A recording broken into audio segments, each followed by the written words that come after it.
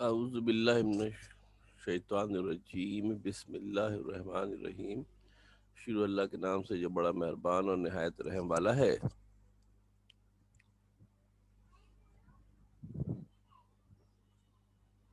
First year physics की class है और चैप्टर नंबर 10 जैसा कि हम पढ़ रहे हैं। और चैप्टर नंबर 10 के सिलसिले की हमारे पास ये एक और वीडियो है जिसमें चैप्टर 10 का नाम हमारे पास है ऑप्टिक्स। आज जो टॉपिक हम डिस्कस करेंगे, this is one of the most important topic of this chapter. इस चैप्टर के सबसे अहम तरीन टॉपिक्स में से एक टॉपिक है और इसका नाम है कंपाउंड माइक्रोस्कोप। क्या नाम बेटा इसका? कंपाउंड माइक्रोस्कोप जनाब इसका जो है वो नाम है जिस टॉपिक को हम डिस्कस करेंगे।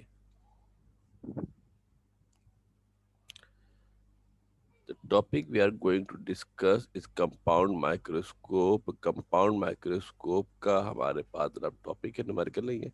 कंपाउंड माइक्रोस्कोप का जो टॉपिक है वो हम जनाब डिस्कस करेंगे।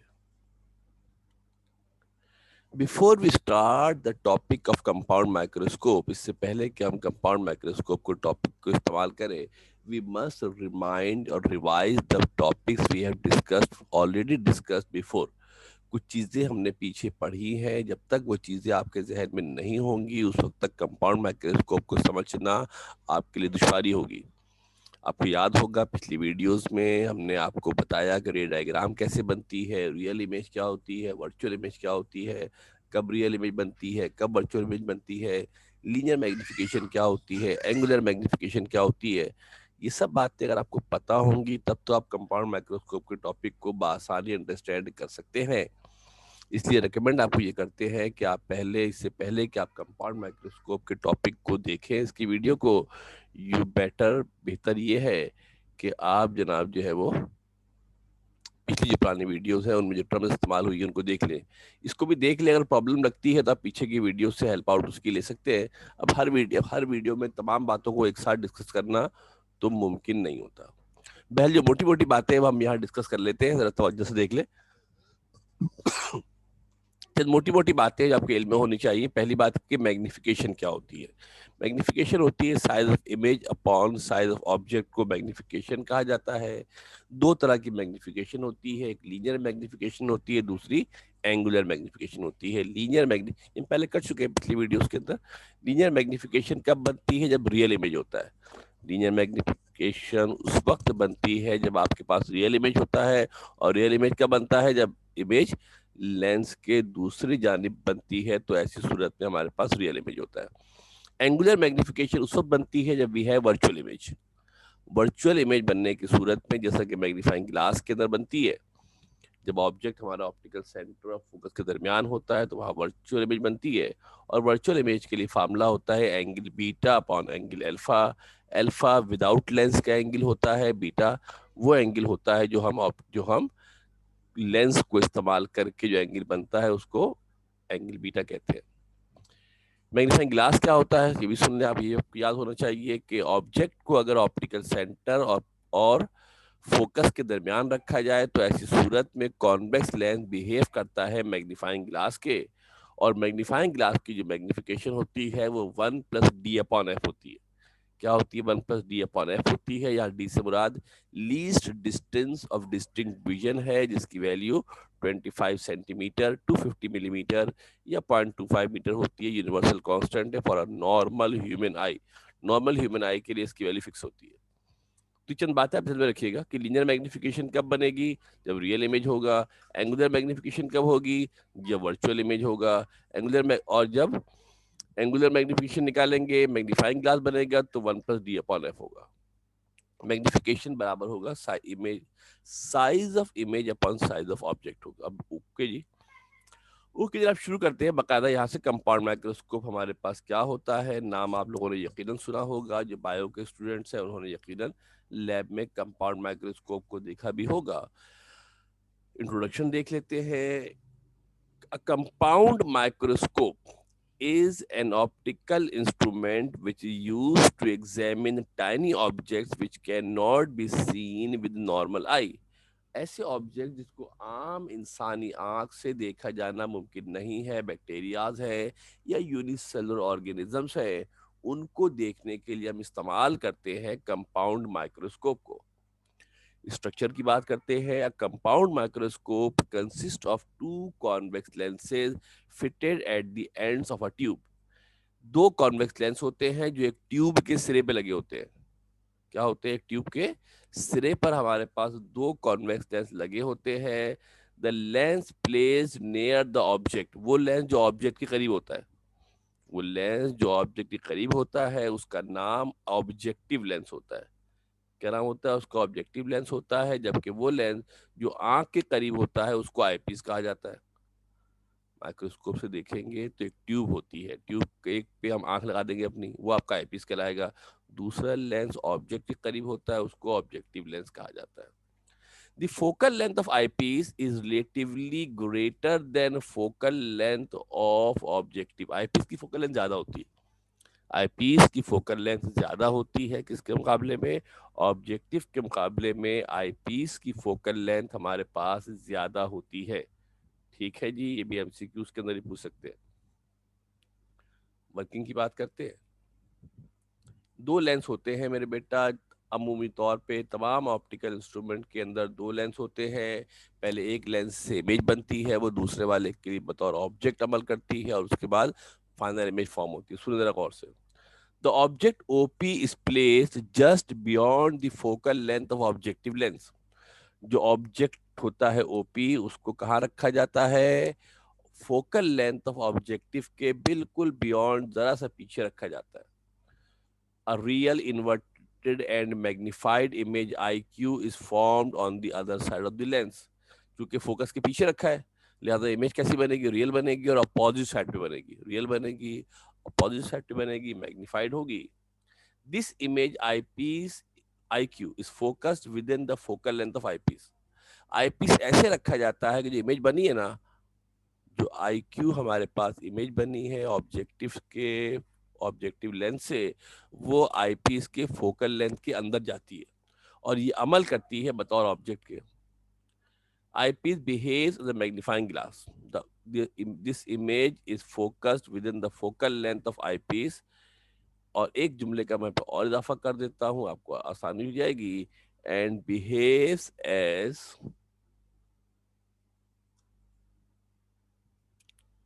एंड बिहेव्स किस अमल करेगी बेटा ये? and behaves as an object for eyepiece। eyepiece के लिए क्या करता है बेटा? ये बतौर ऑब्जेक्ट हमारे पास जो वो अमल करेगा।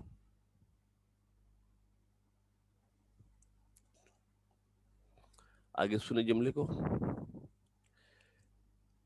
The eyepiece behaves as a magnifying glass. चूंकि जो ऑब्जेक्ट है वो ऑप्टिकल सेंटर ऑफ फोकस के दरमियान है, लिहाजा वो मैग्नीफाइंग ग्लास के तौर पे बिहेव करेगा। और आपने पढ़ा है जैसे कि मैग्नीफाइंग ग्लास से हमेशा इरेक्ट इमेज बनती है, वर्चुअल होती है, हाईली मैग्नीफाइड होती है। और कहाँ बनती है? हमेशा least distance of distinct vision पर बनती है। ये जो सेंटेंस आपके सामने आ रहे हैं, समझ लो मेरे बेटा गौर से ध्यान से, ये सब पुराने सेंटेंस है, कोई नई बात नहीं है। जब आपने पढ़ा, क्या मेरे बेटा, जब आपने पढ़ा मैग्नीफाइंग ग्लास, तो वहां आपने देखा कि मैग्नीफाइंग ग्लास जब भी होगा, कब होगा? पहली बात कि जब object optical centre of focus के दरमियान होगा तो मैग्नीफाइंग ग्लास बनेगा। और मैग्नीफाइंग ग्लास से इमेज कैसी बनेगी? हमेशा वर्चुअल बनेगी, इरेक्ट बनेगी, और उसके साथ हाईली मैग्नीफाइड भी होगी। और कहाँ बनेगी? हमेशा least distance of distinct vision पर बनेगी।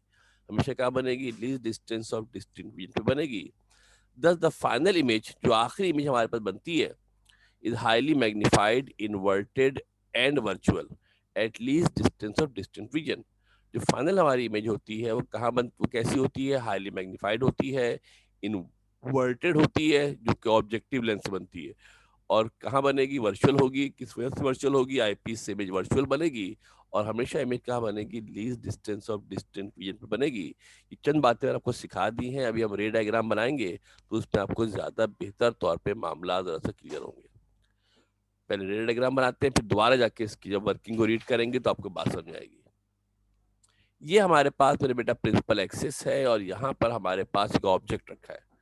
क्या बेटा? हमारे पास ये ऑब्जेक्ट रखा है, ओपी इसका नाम है। तवज्जो से देखना और कोशिश करना कि एक साथ में कॉपी पेंसिल लेकर बैठो और इसी तरतीब से इसको बारी बारी बनाते रहो। ये ऑब्जेक्ट हमारा ओपी है, इसके करीब हमारे पास क्या रखा है मेरे बेटा? क्या रखा है, ऑब्जेक्टिव लेंस रखा है। क्या रखा है हमारे पास, ऑब्जेक्टिव लेंस रखा है। इसकी फोकल लेंथ x1 है, इसका ऑप्टिकल सेंटर x1 है, इसका ऑप्टिकल सेंटर x1 है। इसका फोकस यहाँ कहीं पर करीब में इसका फोकस होता है। इसका जो फोकस होगा मैं बना के आपको दिखा देता हूँ, तवज्जो देके देख लीजिएगा। इसका जो फोकस होता है समवेयर कहीं यहाँ पर मेरे बेटा इसका फोकस हमारे पास होगा। समवेयर कहीं यहाँ पे आपका फोकस होगा। अगर ग्रीन से नजर नहीं आ रहा, ब्लू से कर देता हूँ। यहाँ कहीं पर मेरे बेटा इसका फोकस हमारे पास होगा। जो ऑब्जेक्ट है वो फोकस की जस्ट पीछे है। ऑब्जेक्ट का फोकस के जस्ट पीछे है। रे डायग्राम में तरीका आपको सिखाया हुआ है, बताया हुआ है कि एक रे सीधी जाएगी जो ऑप्टिकल सेंटर से पास करेगी। कहाँ से पास करेगी, ऑप्टिकल सेंटर से पास करेगी। दूसरी रे हमारे पास सीधी जाएगी और वो कहाँ से पास करेगी, फोकस से पास करेगी। कहाँ से पास करेगी मेरे बेटे, जो दूसरी रे हमारे पास है वो दूसरी रे हमारे पास ऑब्जेक्टिव के फोकस से पास करेगी। ऑब्जेक्टिव के फोकस से हमारे पास ये पास करेगी। जहां पर ये दोनों रे मीट करेंगी यहाँ पर हमारे पास बन जाएगी इमेज। क्या बन जाएगी बेटा, हमारे पास इमेज बन जाएगी। और ये हमारे पास इसको रिप्रेजेंट करेंगे हम आई क्यू से। किससे करेंगे, आई क्यू से रिप्रेजेंट करेंगे। और ये बेसिकली इमेज, जो आई क्यू है वो इमेज है, किसके लिहाज से इमेज है, ऑब्जेक्टिव लेंस के लिहाज से ये इमेज है। ऑब्जेक्टिव लेंस के लिहाज से हमारे पास जनाब ये इमेज है। मैं यहाँ मेंशन भी कर देता हूँ, ये हमारे पास फोकस है। ये सब हमने डायग्राम पीछे की हुई है। अगर रे डायग्राम बनाने में कोई इश्यू है तो पिछली वीडियो है जिसमें रे डायग्राम बनाने के तरीके सिखाए गए हैं, उसको देखिएगा, उसके बाद बनाएंगे तो मामला आसान रहेगा। सब रूल से बनते हैं, कोई मेरी मर्जी आपकी मर्जी नहीं है कि जहां से मर्जी रख के स्केल से लाइन खींच दिया, ऐसा कतई नहीं है। जो रूल रेगुलेशन वो आपने फॉलो करने हैं। Now this is the image by the objective. ये हमारे पास क्या बना है बेटा, ये हमारे पास इमेज है। किसके लिहाज से इमेज है बेटा, ये बेसिकली इमेज है। किसके लिहाज से, ऑब्जेक्टिव लेंस के लिहाज से ये हमारे पास इमेज है। अब आता है आईपीस। थोड़ी लेबरी भी कर लेते हैं इसकी। ऑब्जेक्ट से लेकर जो लेंस तक का फासला होता है उसको ऑब्जेक्ट डिस्टेंस कहते हैं। क्या कहते हैं बेटा, इसको ऑब्जेक्ट डिस्टेंस कहते हैं। चूंकि ये फासला आपके पास किसके लिहाज से है मेरे बेटा, ऑब्जेक्टिव के लिहाज से है, लिहाजा इसको हम क्या कह सकते हैं मेरे बेटा, चूंकि ऑब्जेक्टिव के लिहाज से है ये कहलाएगा पीओ। और ये इमेज है किसके लिहाज से, ऑब्जेक्टिव के लिहाज से, इसका नाम क्या हो जाएगा, इसका नाम हो जाएगा क्यूओ। लेंस से लेकर इमेज तक के फासले को क्यू कहते हैं। ऑब्जेक्टिव के लिहाज से लिहाजा ओ लगा दिया।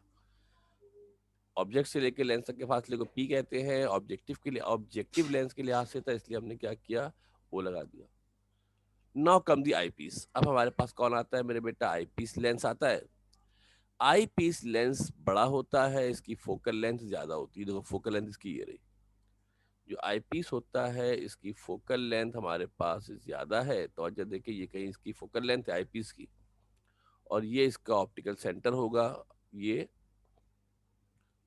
इसका ऑप्टिकल सेंटर है x2।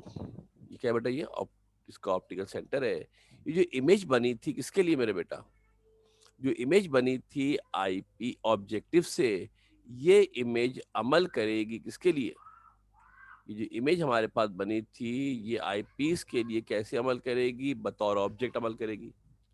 ये इमेज आईपीस के लिए बतौर ऑब्जेक्ट अमल करेगी, यानी आईक्यू का डबल काम है। ये ऑब्जेक्टिव के लिहाज से इमेज है और आईपीस के लिए ये ऑब्जेक्ट है। और चूंकि जो इमेज बनी है ये आईपीस के ऑप्टिकल सेंटर और फोकस के दरमियान है, लिहाजा आईपीस कैसे बिहेव करेगा, मैग्नीफाइंग ग्लास के तौर पे बिहेव करेगा। जब भी ऑब्जेक्ट ऑप्टिकल सेंटर और फोकस के दरमियान होता है तो वो आपके पास हमेशा बतौर मैग्नीफाइंग ग्लास अमल करेगा। रे डायग्राम के रूल क्या है बेटा, एक रे सीधी शुरू करेंगे, यहाँ से कहाँ से पास करेगी, ऑप्टिकल सेंटर से पास करेगी, सीधी जाएगी। इस रे को हमने क्या किया है, पीछे की जानिब एक्सटेंड किया है, पीछे की जानिब हमने इसको बढ़ा दिया। इसके साथ साथ दूसरी रे कहाँ जाएगी मेरे बेटा, ये ऑप्टिकल सेंटर से पास की थी। दूसरी रे सीधी जाएगी और ये कहाँ से पास करेगी, ये पास करेगी आई पीस के फोकस से। कहाँ पास करेगी बेटा, आई पीस के फोकस से हमारे पास जनाब जो ये पास करेगी। ये दोनों रे आगे जो कहीं जा रही होती है तो इनका आपस में मीट करने का कोई चांस होता नहीं है। लिहाजा हमने क्या किया, इन रे को पीछे की जानिब प्रोजेक्ट किया है, पीछे बढ़ाया है।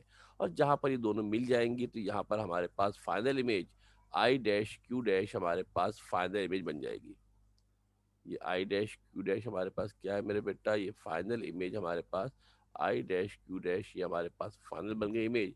असल ऑब्जेक्ट से कंपेयर करो, इतना छोटा सा ऑब्जेक्ट था, इसके मुकाबले में ये इमेज, ये ऊपर है ये नीचे इन्वर्टेड है, हाईली मैग्नीफाइड है। क्या है? हाईली मैग्नीफाइड हमारे पास इमेज है। थोड़ी सी लेबलिंग और कर देते हैं, फिर आप समझ लीजिएगा। जो डिस्टेंस होगा मेरे बेटा आपके पास कहाँ से, लेंस से जो फासला होता है, इस फासले को हम कहते हैं क्या, जो लेंस से हमारे पास डिस्टेंस है, फासला है, इसको ऑब्जेक्ट डिस्टेंस पी कहते हैं आई पीस के लिहाज से, लिहाजा पी कहलाएगा। और जो इमेज का फासला है उसका नाम क्या हो जाएगा, उसका नाम क्यू हो जाएगा। और ये क्यू हमेशा किसके बराबर होगा, माइनस डी के बराबर होगा। पहली बात की जो इमेज बनेगी वर्चुअल होगी, माइनस में होगा। और इमेज हमेशा बनती है लीस्ट डिस्टेंस और डिस्टेंस विजन पर। मैग्नीफाइंग ग्लास जब भी होगा तो image is always always always formed at least distance of distance vision. जो पीछे डायग्राम आपको बनवाई थी मैंने सेपरेट, उन वीडियोस को देखिएगा तो यहाँ आपको डायग्राम समझ में आ जाएगी। ये मैंने दो कलर से देखो अलग अलग बना दिए, अगर आप गौर से देखो तो ये इनफैक्ट है भी दो अलग अलग डायग्राम। एक रेड कलर से मैंने डायग्राम अलग कर दी है, दूसरी मैंने डायग्राम आपको येलो कलर से अलग कर दी है। तवज्जो से आप समझ लें। एक और चीज आप देख लें, मैं एरो भी बना देता हूँ ताकि आपको आपको प्रॉब्लम अगर हो रही है तो प्रॉब्लम ना हो। ये जरा गौर से आप देख लीजिएगा मेरे बेटा, ये आपका एरो बन गया। अनडू कर दो भाई।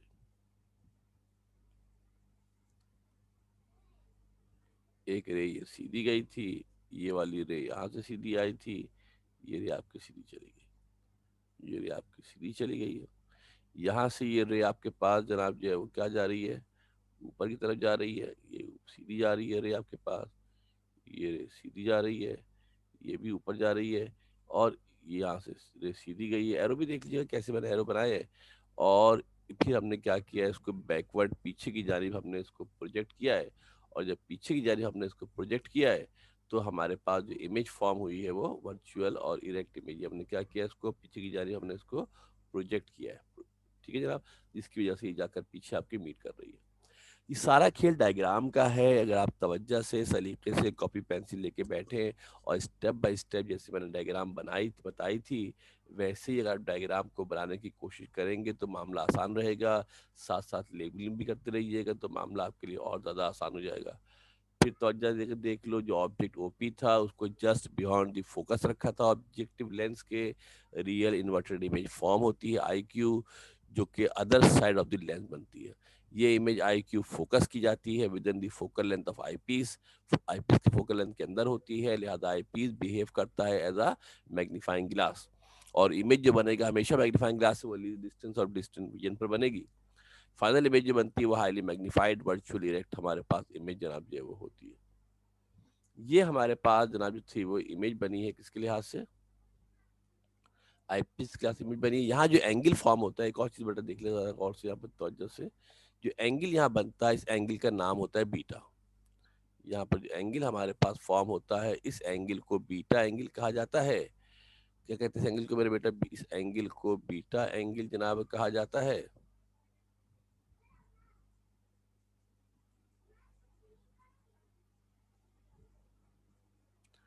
इस एंगल को जनाब बीटा एंगल जो है वो कहा जाता है। देखो आगे पीछे हो गया ना।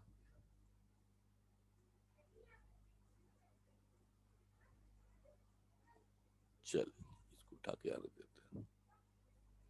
इस एंगल को बीटा एंगल कहा जाता है। मैग्निफिकेशन निकालने के लिए दो एंगल चाहिए होते हैं, अल्फा और बीटा। अब अल्फा कौन सा एंगल होता है, एक और डायग्राम देखिएगा बेटा, इसको डायग्राम 1 कहते हैं। अगर मेरे पास कोई लेंस मौजूद ना होता, अगर मेरे पास कोई लेंस मौजूद ना होता तो ऐसी सूरत में क्या करता बेटा, मैं बगैर लेंस के देखता। जब बगैर लेंस के किसी ऑप्टिकल किसी ऑब्जेक्ट को देखा जाता है तो जो ऐसे में एंगल बनता है उसका नाम अल्फा होता है। जब आप बगैर लेंस के किसी ऑब्जेक्ट को देखेंगे तो लेंस नहीं है तो एंगल अल्फा बनेगा। और ये फासला हमेशा least distance of distant vision होगा। मैं किसी भी चीज को अगर साफ साफ देखना चाहता हूँ तो फासला कितना होना चाहिए, डी होना चाहिए। डी कौन सा फासला होता है, जो least distance of distant vision पर होता है। अगर लेंस की इमेज बनती है वो इमेज भी कहाँ बनती है मेरे बेटा, डी पर बनती है इमेज। कहाँ बनती है मेरे बेटा, ये इमेज हम बनाते हैं, ये इमेज जो आपकी फॉर्म होती है, ये इमेज आपकी फॉर्म होती है, ये इमेज आपकी least distance of distinct vision पर हमारे पास जनाब जो इमेज है वो फॉर्म होती है। बगैर उसके देखूंगा तब भी कहाँ बनेगी बेटा इमेज आपके पास, ये डी पर आपके पास जो इमेज है वो बनेगी।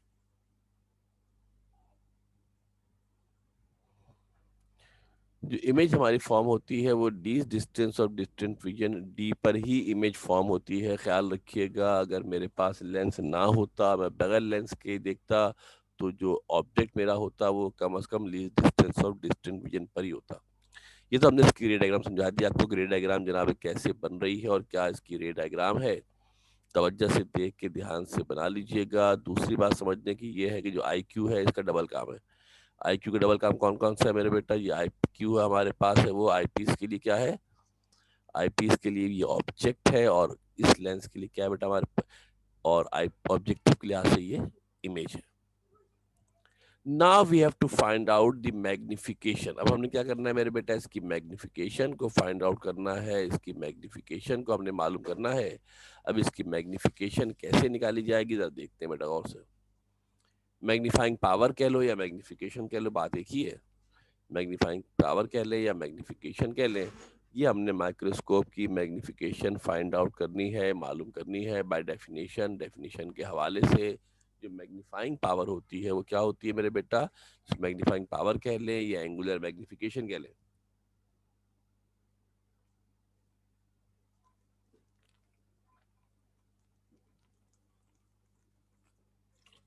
मैग्नीफाइंग पावर कह लें या एंगुलर मैग्निफिकेशन कह दें, ये रेशियो होता है विजुअल एंगल का subtended by the image seen through compound microscope to the visual angle subtended by the object when placed at least distance of distant vision when seen through naked eye। जब आम इंसानी आंख से देखें जो angle बनेगा उसको अल्फा कहते हैं, माइक्रोस्कोप से देखेंगे एंगल बीटा बनेगा। इन दोनों के रेशियो को कहा जाता है एंगुलर मैग्निफिकेशन। तो मैग्निफिकेशन का फार्मूला हमारे पास क्या हो जाएगा, beta upon alpha. Beta upon alpha हो जाएगा फ्रॉम टिग्नोमेट्री टेंजेंट थीटा बराबर होता है परपेंडिकुलर अपॉन बेस के। किसके बराबर होता है, परपेंडिकुलर अपॉन बेस के बराबर होता है। अगर हम फिगर 1 को देखें, ये ऊपर वाली फिगर 1 है, ठीक है बेटा, जो ऊपर वाली फिगर है मैं थोड़ा सा हाईलाइट भी कर देता हूँ, आप समझ लीजिएगा। जो ऊपर वाली हमारी फिगर है मेरे बेटा, इस फिगर को हम फिगर 1 कहते हैं, इसको फिगर 1 कहते हैं। ये एंगल अल्फा है, एंगल के सामने वाला परपेंडिकुलर होगा, जिस पर एंगल बनता है वो बेस होगा। बेस डी होता है और परपेंडिकुलर हमारा ओपी होता है। ये जो फासला यहाँ पर है मेरे बेटा, ये ऑब्जेक्ट है, ऊपर ओ लिखा होगा, ये ऑब्जेक्ट है, ऊपर हमारे पास ओ होगा, नीचे हमारे पास क्या होगा मेरे बेटा, नीचे हमारे पास पी होगा।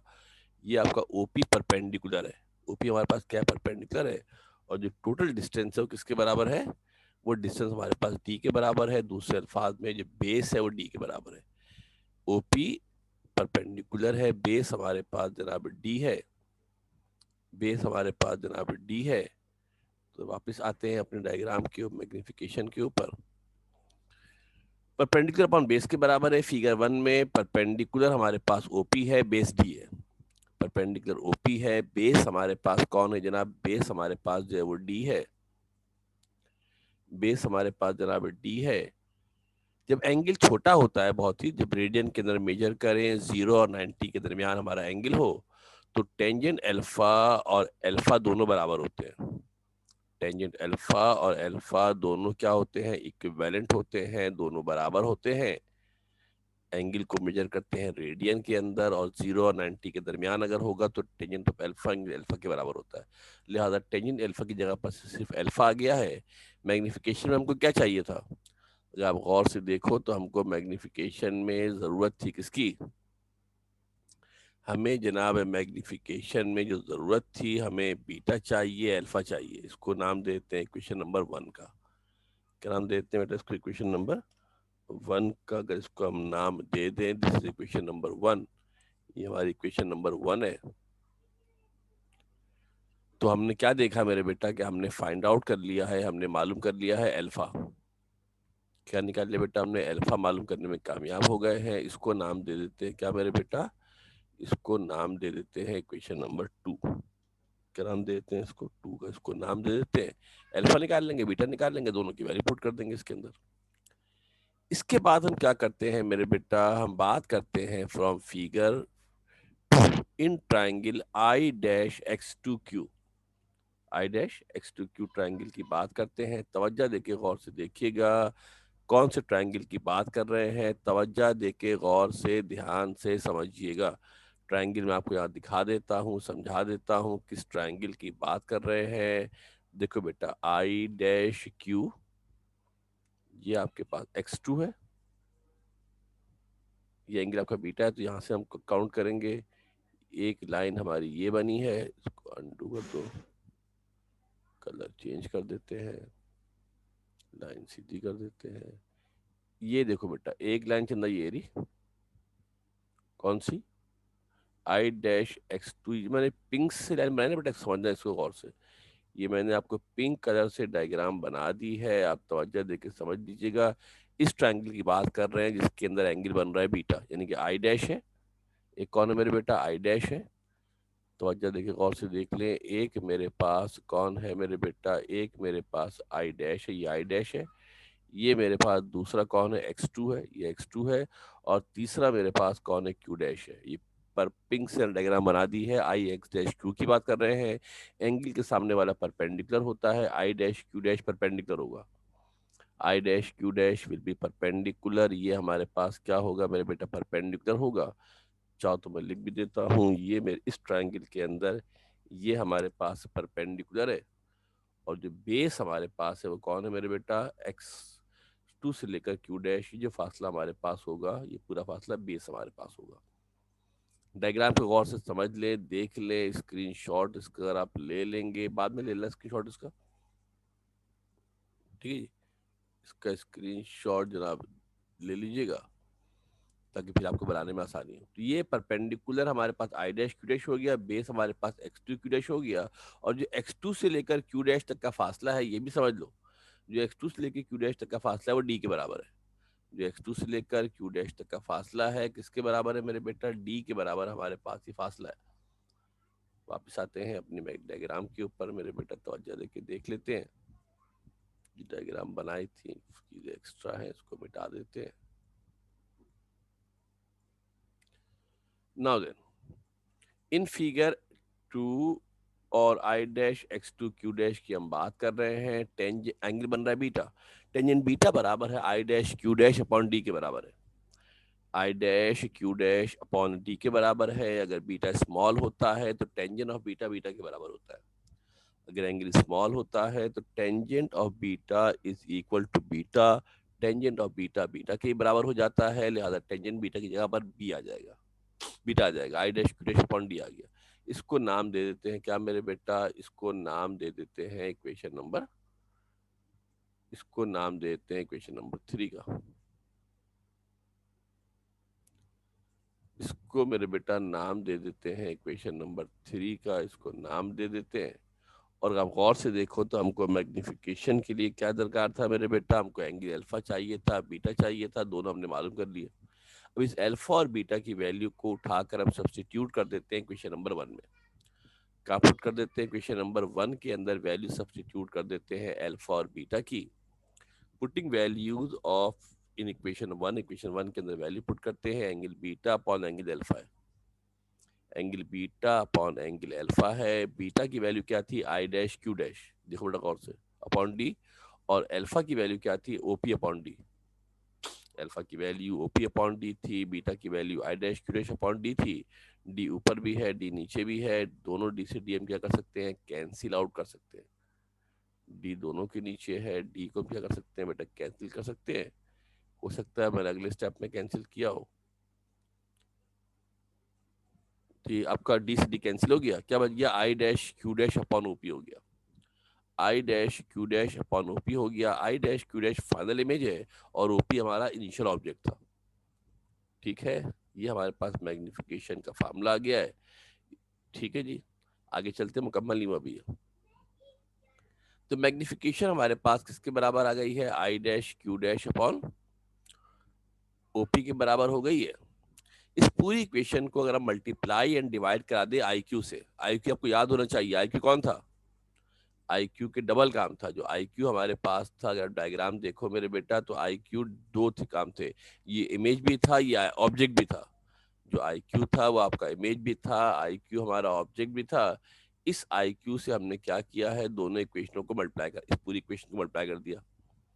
I dash Q dash upon O P multiply by I Q upon I Q, थोड़ा अरेंज कर लेते हैं, I Q upon O P multiply by I dash Q dash upon I Q. अब क्या करते हैं मेरे बेटा, तवज्जो से गौर से ध्यान से देखिएगा। एक I Q upon O P है और दूसरा हमारे पास एक और हमारे पास आ गया है I dash Q dash upon I Q, दोनों में आई क्यू है।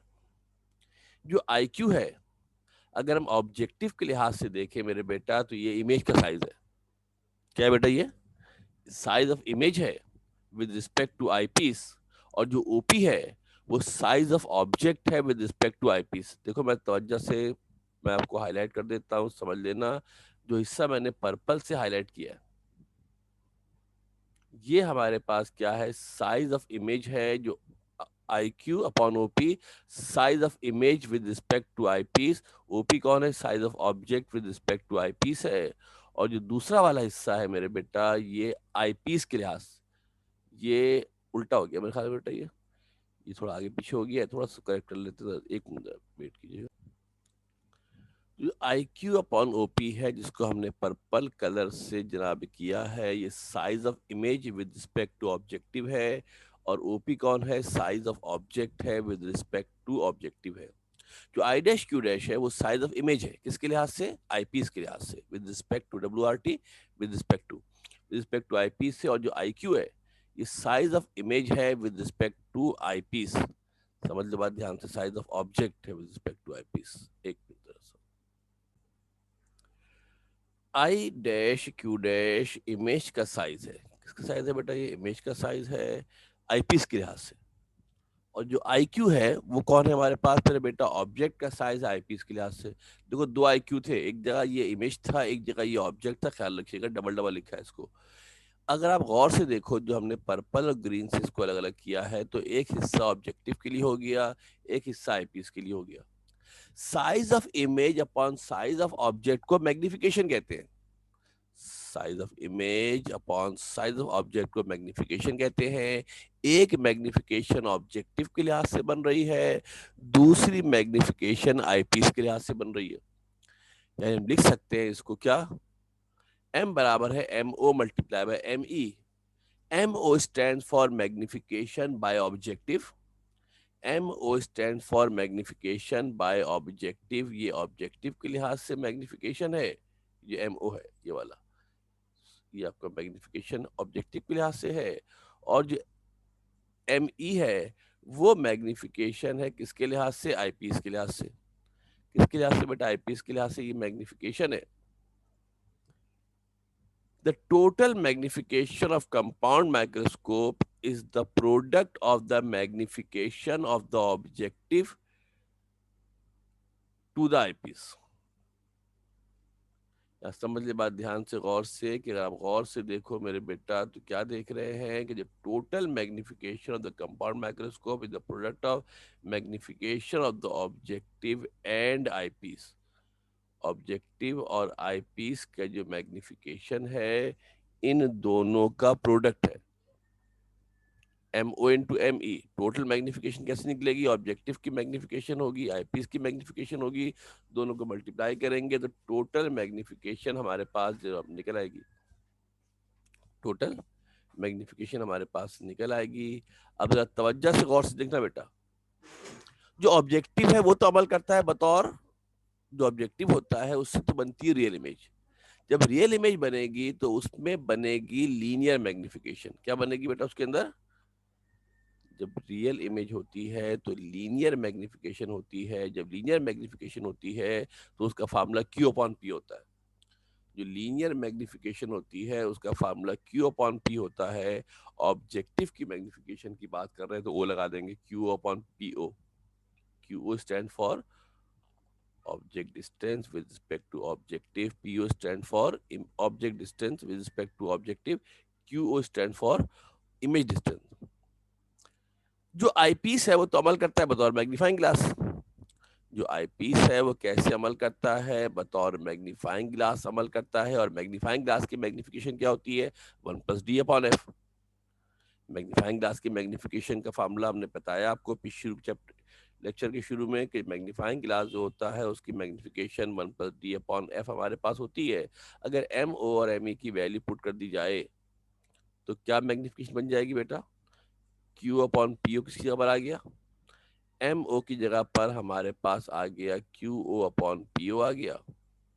देखो मैंने कलर से कर दिया है, समझ लेना। एम ओ अपॉन आपका Q/PO आ गया है। और मेरे बेटा उसके साथ साथ अगर आप गौर से देखो तो ये मैग्निफिकेशन किसकी आ गई मेरे पास? आईपीस की मैग्निफिकेशन आ गई। एमओ की जगह Q/PO लिखा है, एमई की जगह पर 1 + d/Fe लिखा है। क्यों लिखा है? इसलिए कि आईपीस अमल करता है बतौर मैग्नीफाइंग ग्लास। तो this is the formula for the magnification of compound microscope. ये कंपाउंड माइक्रोस्कोप की मैग्निफिकेशन का फार्मूला होता है। और जरा बात से कर देते हैं, देख लें। This is the formula for the magnification of compound microscope. ये कंपाउंड माइक्रोस्कोप की मैग्निफिकेशन का फार्मूला हो गया। एक काम हमने और करना होता है कि कंपाउंड माइक्रोस्कोप की लेंथ निकालनी होती है। ये दूसरे अल्फाज में लेंथ ऑफ ट्यूब भी कहते हैं इसको। क्या कहते हैं इसको? लेंथ ऑफ ट्यूब भी कहते हैं, इसलिए कि ऑब्जेक्टिव और आईपीस दोनों लेंस एक ट्यूब के सिरे पर लगे होते हैं। जो लेंथ ऑफ माइक्रोस्कोप होती है वो distance between the two lenses होती है, इसको लेंथ ऑफ माइक्रोस्कोप कहते हैं। एक लेंस हमारा कहाँ मौजूद था? एक लेंस हमारा x1 पर था, दूसरा लेंस हमारा x2 पर था। थोड़ा सा दोबारा पीछे वापस जाकर अगर आप डायग्राम को तवज्जो से देखें मेरे बेटा, गौर से, पीछे से हम दोबारा जाते हैं और अगर हम डायग्राम को देखने की कोशिश करते हैं, जो डायग्राम आपको बनाई गई थी, जल्दी जल्दी गो थ्रू कर लेते हैं। जो यहाँ इसी देख वाली, बस आगे नहीं बनाते। यहाँ पे बेटा अगर आप गौर से तवज्जो से ध्यान से देखना मेरे बेटा, ये आपके पास क्या है? x1 से लेकर जो q2 तक का फासला है, दोनों लेंस के दरमियानी फासले को कहते हैं लेंथ ऑफ माइक्रोस्कोप। इसको रिप्रेजेंट करते हैं एल से। किससे करते हैं मेरे बेटा? एल से रिप्रेजेंट करते हैं। दोनों का जो दरमियानी फासला होता है इसको मेरे बेटा एल से रिप्रेजेंट किया जाता है। अब अगर हमने x1 से x2 जाना है ना, ये वाला फासला, इसका नाम x2 है, इसका नाम x2 है। अगर हमने x1 से मेरे बेटा x2 अगर हमने जाना है तो एक ऑप्शन मेरे पास ये है, तवज्जो देखिए, गौर से ध्यान से देखिएगा। एक ऑप्शन ये है कि पहले मैं x1 से q चला जाऊं, x1 से q चला जाऊं, और सेकेंडली क्या करे बेटा, q2 से x2 चले जाए। इन दोनों को अगर ऐड कर ले, x1 से q, q से x2, तो ये टोटली किसके बराबर होगा? x1 से x2 के बराबर हो जाएगा। x1 से x2 के जनाब बराबर हमारे पास हो जाएगा। तवज्जो देखिए, जरा गौर से ध्यान से डायग्राम को फिर दोबारा देखिएगा। यहीं से हम आते हैं। ओके, ये मिटा देते हैं इसको। x1 से x2 के बराबर है, और जो x1 से x2 है वो किसके बराबर है? x1 से q है, q से x2 है। x1 से q है, q से x2 है। x1 से जो q होता है वो बराबर होता है किसके? QO के बराबर होता है। देखो लिखने में ना मिस्टेक हो जाती है।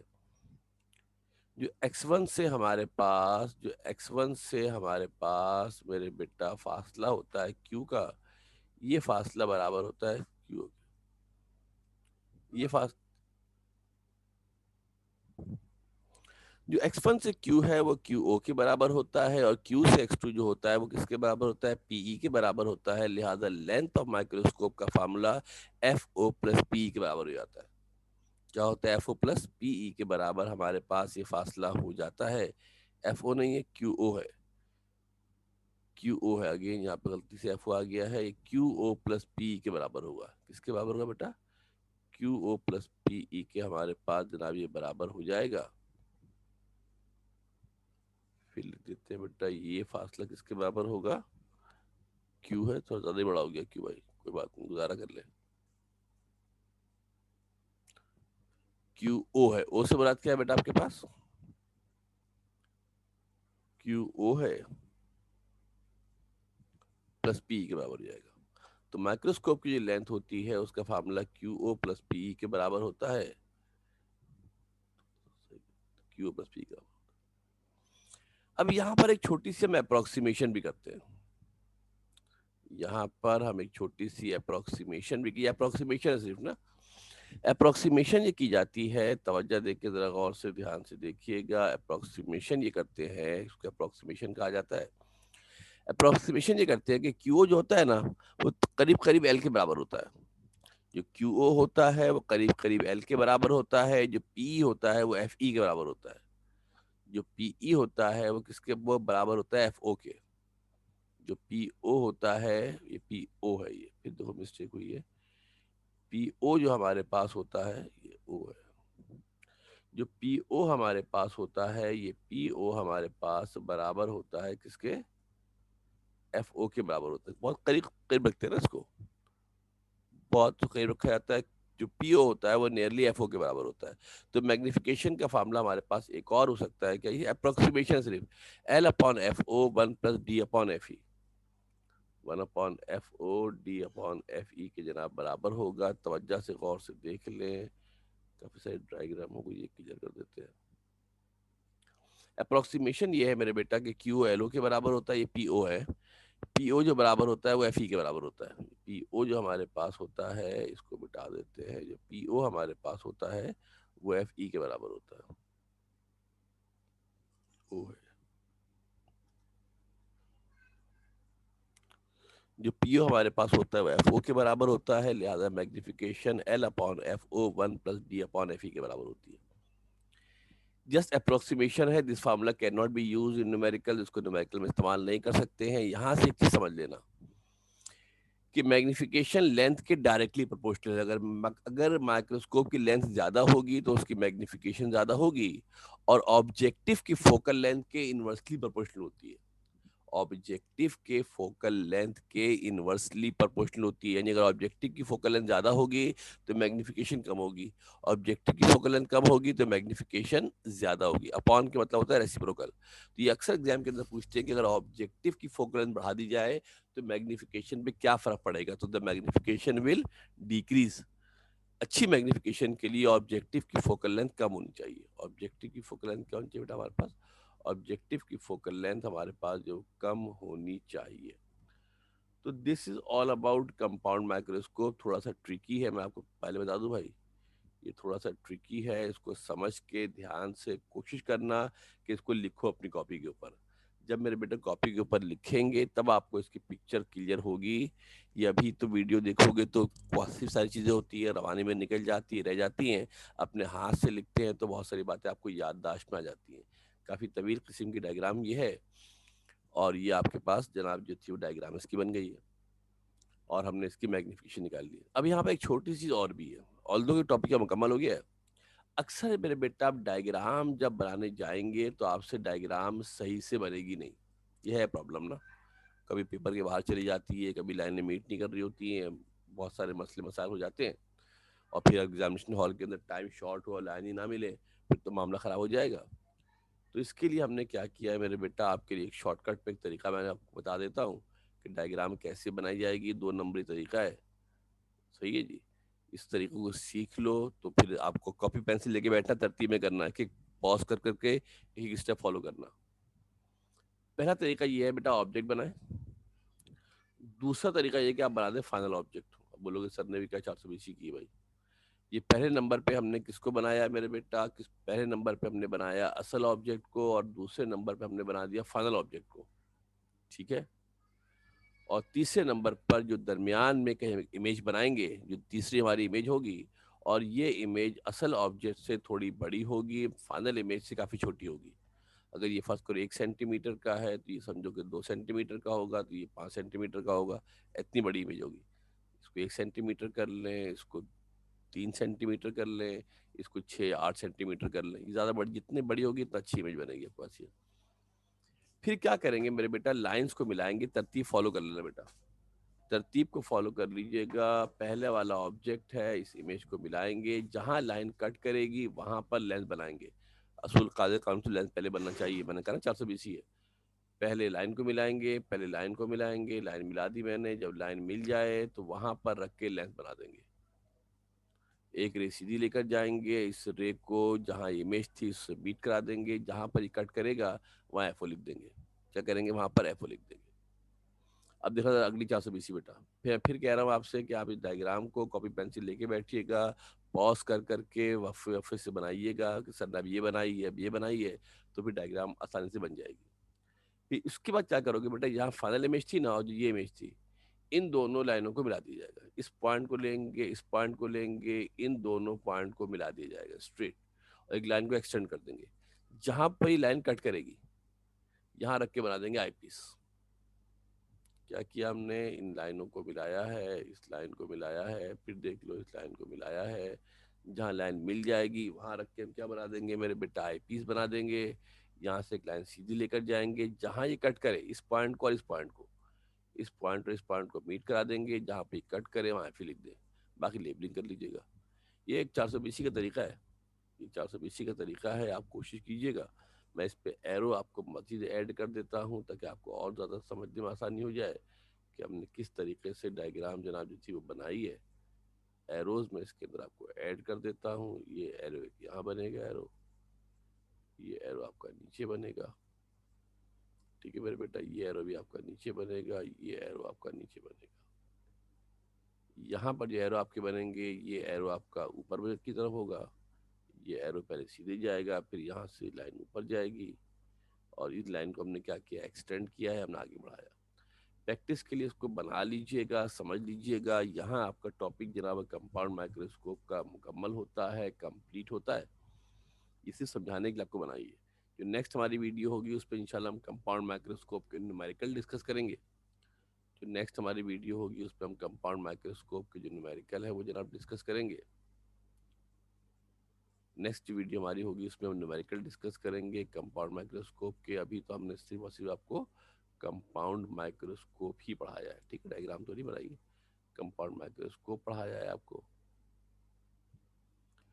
तवज्जो से इसको गौर से ध्यान से देख लीजिएगा, समझ लीजिएगा, समझ के करोगे तो मामला आसान हो जाएगा, नहीं समझोगे तो फिर मामला काफ़ी ज़्यादा मुश्किल आपके लिए हो जाएगा। काफ़ी इंपॉर्टेंट है, सारे एग्जाम में ही पूछी जाएगी। थोड़ी तवील वीडियो हो गई है, थोड़ी बड़ी हो गई है, मगर क्या करें, टॉपिक ऐसा था। समझ समझ के ध्यान ध्यान से कॉपी पेंसिल लेके बैठे, हाथ पे हाथ लिख लें, एक दफ़ा लिख लेंगे, स्केल पेंसिल से डायग्राम बना लेंगे तो मामला आपके लिए थोड़ा सा सहल हो जाएगा, आसान हो जाएगा। तो इंशाल्लाह फिर आज के लिए इतना काफ़ी है। नेक्स्ट क्लास, नेक्स्ट आपकी वीडियो होगी उसमें कंपाउंड माइक्रोस्कोप के न्यूमेरिकल्स होंगे, उसको आप देख लीजिएगा उस वीडियो को भी, और उसके जो न्यूमेरिकल होंगे वो भी कॉपी पे लिख लीजिएगा। उस सिलसिले में फिर नेक्स्ट वीडियो हमारे पास एस्ट्रोनॉमिकल टेलीस्कोप की होगी, और एस्ट्रोनॉमिकल टेलीस्कोप के बाद उसके न्यूमेरिकल हमारे पास होंगे। ओके जी, थैंक यू वेरी मच जी, अल्लाह हाफिज़, अपना ख्याल रखिएगा।